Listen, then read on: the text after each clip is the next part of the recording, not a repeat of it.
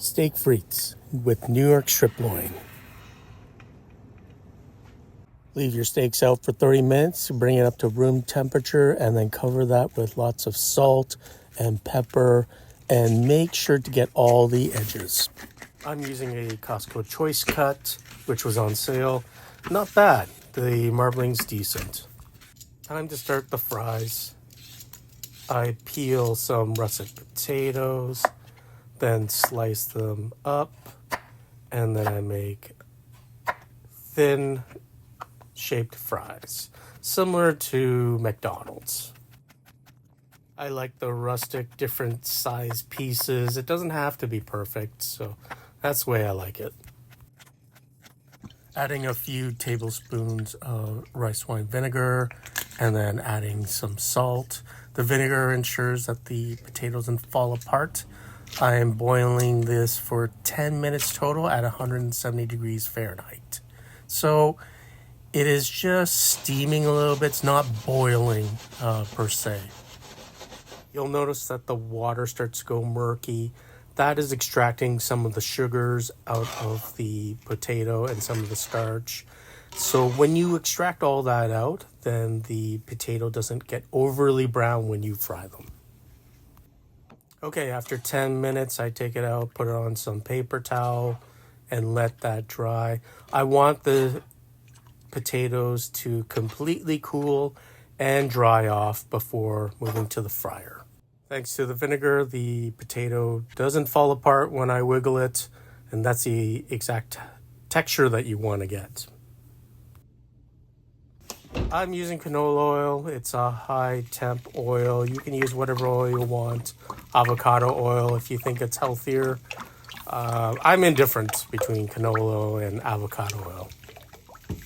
I get the temperature up to 335. I want to fry it around 325 for the first fry.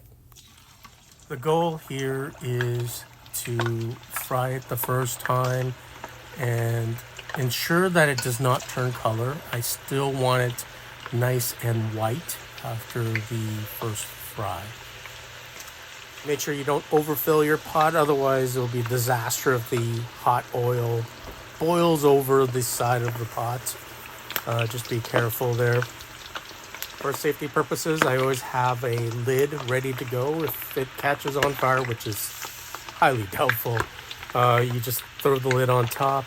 If the oil boils over, turn off the heat immediately, push the pot off the heat, and let everything cool down, and then clean up the huge mess. Alright, the fries are still nice and white. They're starting to float to the top. They're ready to go. Take them off onto a paper towel. You want to also do these in smaller batches so that the oil stays nice and hot. You don't want to go too far lower than 325 degrees Fahrenheit. After the first fry, you want to get it on paper towel. Let that completely cool down before you even consider the second fry. So at least 30 minutes, let the fries chill out and cool down.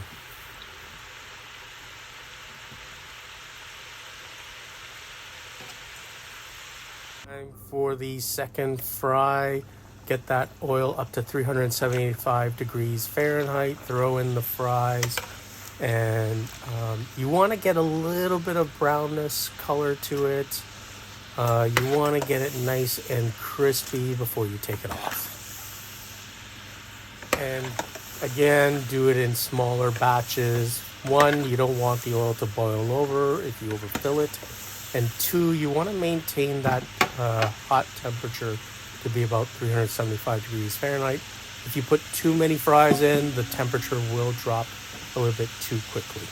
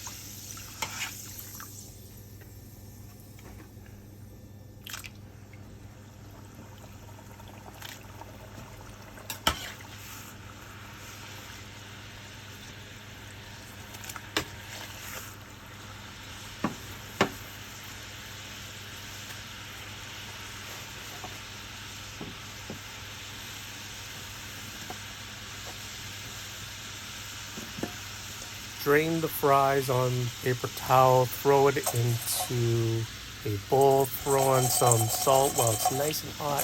Listen to all that crispiness.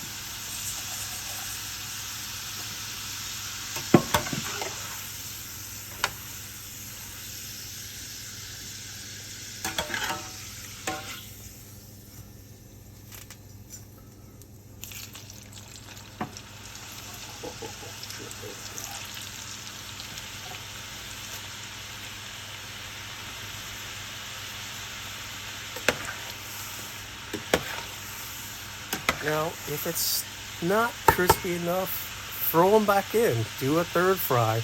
I like doing these fries in advance, and if I'm serving people, I will do a quick third fry right before I'm serving so they get nice hot fries with their steak.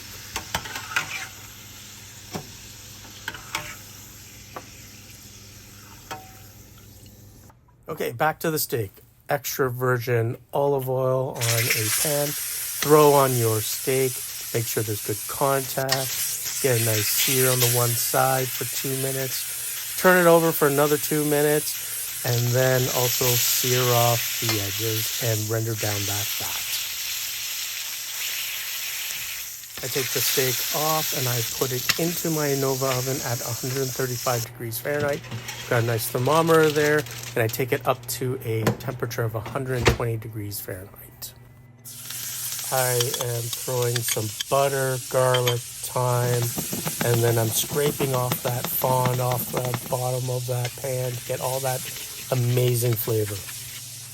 I don't like basting my steaks on a pan because the olive oil, the butter burns, the garlic burns, and so I like just adding the beautiful butter olive oil mixture on top, throw the garlic on top, and it's just the perfect flavor. The steak is 120 degrees Fahrenheit internal. I'm putting it back onto the pan for presentation purposes only. I want to get a beautiful sear on the one side before presenting.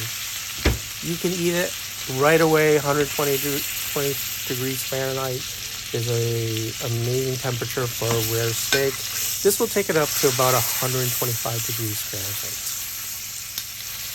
Of course, you can take your steaks to whatever temperature you prefer. If you want a medium rare steak, take it all the way up to 130. I actually prefer it to be a little bit on the rare side at 125 degrees Fahrenheit.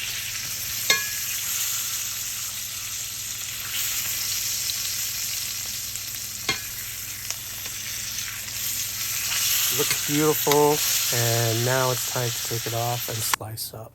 I slice it down the middle. Let's check out the inside. Oh wow, look at the color. Looks beautiful. Perfectly cooked. I slice up some thick slices to serve. Wow, look at that color. Serve it onto a plate with those amazing fries. Let's add some more of those hot fries on there. And you got the perfect steak and fries. You don't need any additional sauces like a béarnaise sauce or chimichurri. It's just perfect the way it is.